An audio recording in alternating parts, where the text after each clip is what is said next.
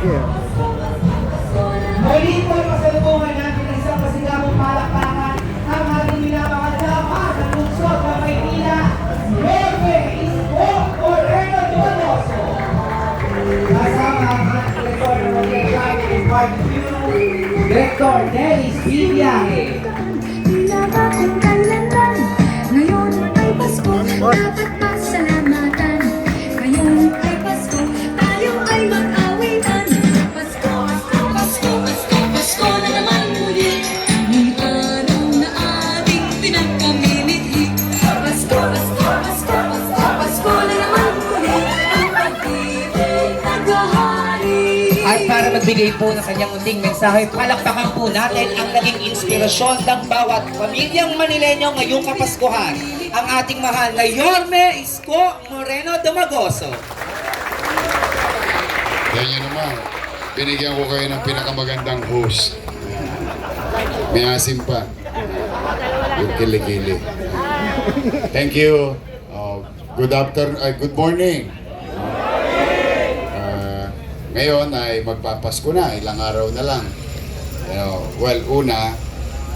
Maraming salamat sa inyo. Thank you very much to each and every one of you.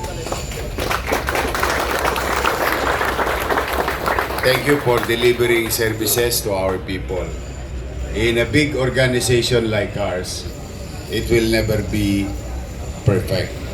But through the leadership of your director, Dennis Viviaje, siyempre, aalisin natin yung mga bulok na kamatis. Sa isang kaing ng kamatis, isa lang ang mabulok doon, hawa-hawa na lahat yun. So we're doing our best to give back dignity to your work. Na masama ang impresyon, tanggapin na natin o hindi, magpapasko naman. Masama ang impresyon sa atin bilang traffic enforcer. Sometimes nagkakamali tayo. Sometimes naman, totoo din. Sometimes may abuso naman. Pero both sides. May mga hard loser, wala kang magagawa. Pag gumagawa ka ng tama, marireklamo ka. Pero kasi, hindi mo masisi ang taong bayan. Sa tagal ng panahon ng pag-aabuso ng enforcer sa pangkalahatan, hindi lang naman yan sa Maynila, sa pangkalahatan, ang impression nila sa enforcer, mananaga. Yun kagad ang... Kaya ako, pinipilit kong magbuti at magsino sa resources ng gobyerno na maibigay yung marapat sa inyo at sapat hanggat maaari para hindi na kayo matutukso at ang kinin ninyo, ipagyabong ninyo ang dignidad ninyo bilang manggagawa ng pamahalaan na nagbibigay ng serbisyo sa taong bayan. Remember, traffic enforcement is not because we wanted to enforce provisions of the law, particularly in violation. There is other side of traffic enforcement, service to others. Nasira, nangailangan ng tulong, aksidente. Naalala nyo yung nung nag-mayor ako nung una, doon panahon ko lang na yun nangyari na ang traffic enforcer nangahabol ng magnanakaw. Hindi naman niya trabaho yun. Ang trabaho niya, habulin yung tumatakbong motor na violators o tumatakbong driver na violators. Pero dahil siguro tumaas ang moral niya, pati magnanakaw, inabol niya. Meron pa tayong isa, di ba, yung isang enforcer naman natin, sumampapasakyan. So, yung sabihin, we can go beyond our scope of work, giving services to our people. Sana matutunan natin yung mga magagandang leksyon. Huwag nating kokopyahin yung nakasanayan na ng luma na kapag binigyan kayo ng otoridad, ay gagamitin natin yon upang ipagyaman ng sarili. Hindi. Meron naman kayo kahit pa paano, nairaraos ko naman. Pinipilit ko namang gampanan yung obligasyon ko rin sa inyo. So, ang kininin nyo, bigyan nyo ng dangal ang inyong trabaho. Siguro yan ang tingin kong magandang mindset natin come 2026. Para unti-unti maibangon natin ng puri na ang taong nagtatrabaho sa gobyerno ay hangad magserbisyo sa tao. Yun, tulungan ninyo kung ibalik yon sa puso at isipan ng ating mga mamamayan. Na kapag nakakita sila ng taong gobyerno, across, no? Nagkakalkal ng imbornal, mga DPS, engineering, and so on and so forth. Hanggang doon sa opisina ng mayor. Na kapag nakita nila tayo, tayo yung hope na inaasahan nila. Tayo yung pag-asa. Tayo yung pag nakita nila, ay andyan na, ay ano yung solusyon. Ilagay nyo yan sa puso't isipan nyo sa 2026. Ilan sa inyo, gumulong na ang ulo. Huwag nyo nang hintayin kayo yung susunod. Huwag na, hindi naman kailangan. Mahirap ang buhay. Pero ang pera nawawala, ang pera dumarating. Pag ang dangal nawala, ang hirap ibangon ng puri. Kaya yan ang mensahe ko sa inyo, galingan ninyo. I continue to believe in you. Again, our organization is not perfect. We are human beings, tend to make mistakes. Maaari tayong magkamali. Tao lamang. Sabi ng mga akla, akla lang, tao lang, di ba? You know? But, yung pagkakamali, hindi natin pwedeng abusuhin at paulit-ulit natin ginagawa ang pagkakamali. Sabi ni Einstein, don't expect different results will come to you tomorrow if what you did today is the same as yesterday. Naintindihan nyo? Ako rin hindi. English eh. Tatagalogin na.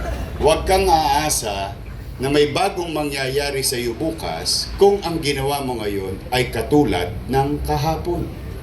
Kung ang kinopya natin kawalangyaan, ang ginawa natin ngayon kamalian, at ginawa mo muli, eh walang bagong resulta sa kinabukasan. I believe in you. I believe that you can do the job. And I will continue to believe in you. So, Merry Christmas. At ipaalala ko ang binili ng mga matatanda natin, ang diwa ng Pasko. Pagmamahalan at pagbibigayan. Ipakita natin ang pagmamahalan. Kiss mo ngayon nasa tabi mo.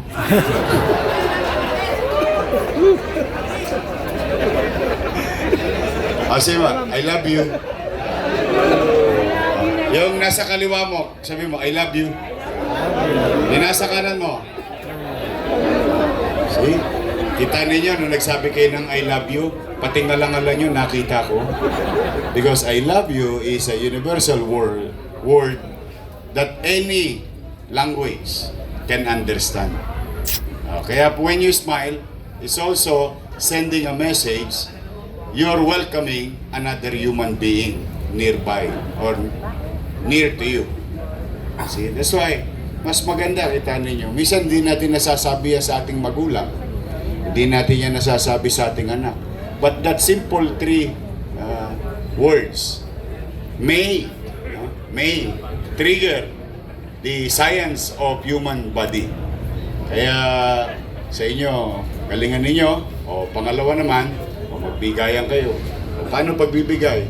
Halimbawa, may isang nagkamali sa tagal ng experience ninyo. Sa tagal ng experience nyo, nagkamali, traffic violation. Oh. Mano ba, habang nag-uusap kayo mukha naman totoong nagkamali lang. At hindi naman na tulongges na nagkamali na, matapang pa. Oh, maraming ganun mali na, matapang pa halimbawa ay mababang loob. Ay talaga naman halimbawa may importante siyang puput. Malaramdaman nyo naman yun pag nagkakausap mo ang tao. Oh, imbis na hinga mo ng maling anda,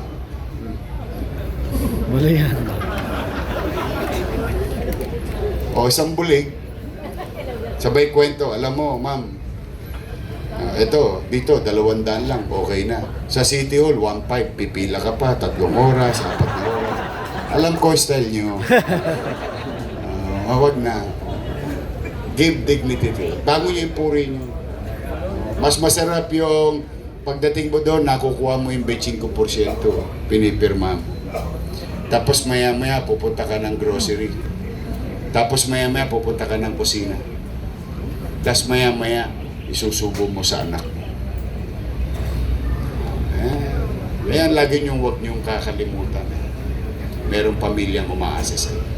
So, pagmamahalan, pagbibigayan. So, nagkamali, o sige, huwag ka nang uulit ha. Ponyatan kita eh. O sige, let go. Natulungan mo na siya, itinama mo yung pagkakamali kasi itinama mo sa isipan niya na no left turn. Ang yellow, slow down. Hindi run as fast as you can. Tama ba?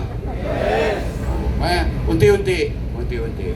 Tulungan natin ang ating pamayanan. So, sa ating mga parking boys, traffic enforcer, ito may regalo sa inyo ang inyong direktor sa tulong ni Paring Willie. Palakpakan niyo siya. Mabuti na lang, maraming lamang bigas yung tiyan ni Willie. Pwede pang burikiin. Thank you, Willie. Thank you. Tapos, kayo, di ba J.O. kayo?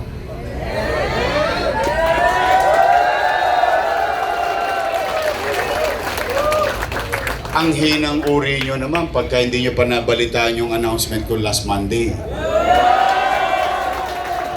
Di ba binibigay ko 5 bulig? Yan. O 7 milyon. Meron kayo. Ang tabayanan ninyo.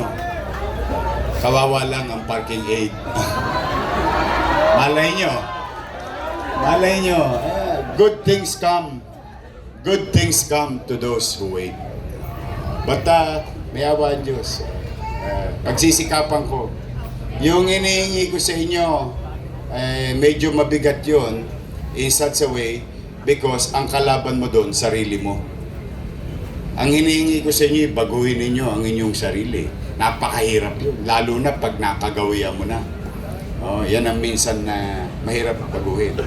Pero, kapalit naman ng hinihingi ko sa inyo, pumanatag kayo at pati ang mga pamilya nyo. Hanggat naririto ako sa City Hall at inyong mayor, pipilitin kong mag-inang. Magsisikap ako, magbubuti ako para maitaguyod muli ang mamamayan ng lungsod at ang ating. Merry Christmas! Happy New Year! I love you! Kita nyo, nag-iitian na naman kayo. Sige, mag-iingat kayo at pagpalain nawa kayo ng poong may kapal. Ang wish ko, maging malusog kayo sa 2026. Manila! God first. Thank you.